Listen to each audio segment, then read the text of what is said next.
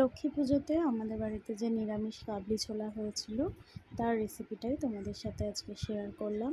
লক্ষ্মী পুজোতে সবাই যে যার বাড়িতে ঘরোয়া রান্না করে, কেউ ভোগ প্রসাদ দেয়, কেউ খিচুড়ি দেয়, কেউ লুচি তরকারি করে দেয়, যে যার ইচ্ছা মতো পছন্দের মতো খাবার তার ঠাকুরকে তারা পরিবেশন করে। তো আমাদেরও খিচুড়ি ভোগ হয় না, আমাদের তার বদলে কাবলি ছোলা আর লুচি ভোগ প্রসাদের হিসাবে দেওয়া হয়। আর তার সাথে নাড়ু টাড়ু তো এগুলো থাকেই। তো সেই ভোগের জন্য যে কাবলি ছোলাটা রান্না হয় সেটা আমরা নিজেরাই করি, নিজেরা ঘরের মধ্যেই করি। লুচি হয় আর কাবলি ছোলা হয়। তো নিরামিষ কাবলি ছোলাটা তোমরা এরমভাবে করতে পারো, আমরাও এরমভাবে করেই, তো খুবই টেস্ট হয়।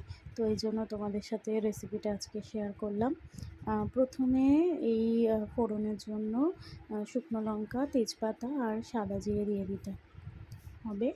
তারপরে দিতে হবে আদা, তার মধ্যে একটুখানি নারকেল কুচিগুলোকে ভেজে নিতে হবে সেই তেলের মধ্যেই।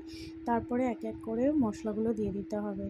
আদা বাটা, কাঁচা লঙ্কা বাটা, টমেটোর পেস্ট, তারপরে শুকনো লঙ্কা গুঁড়ো, হলুদ গুঁড়ো, কাশ্মীরি লঙ্কার গুঁড়ো আর একটু ছোলে মশলা, আর সব শেষে গরম মশলা আর জিরে হালকা শুকনো খোলায় ভেজে গুঁড়িয়ে সেটা দিতে হবে।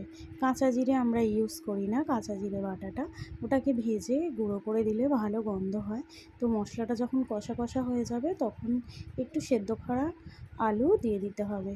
সেদ্ধ করা আলু দিলেই গ্রেভি গ্রেভি মতো হয়, যেহেতু নিরামিষ আমাদের পেঁয়াজ রসুন পড়ে না, তাই গ্রেভির জন্য অনেকটা মশলার দরকার পড়ে।